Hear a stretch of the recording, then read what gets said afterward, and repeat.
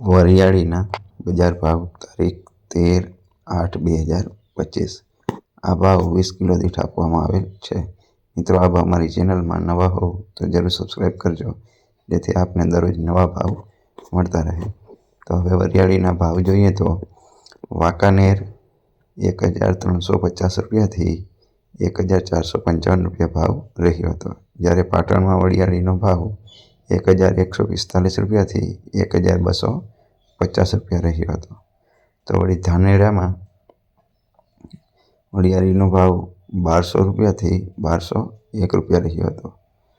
હળવદમાં વરિયાળીનો ભાવ 1000થી લઈ 1390 રૂપિયા સુધી રહ્યો હતો.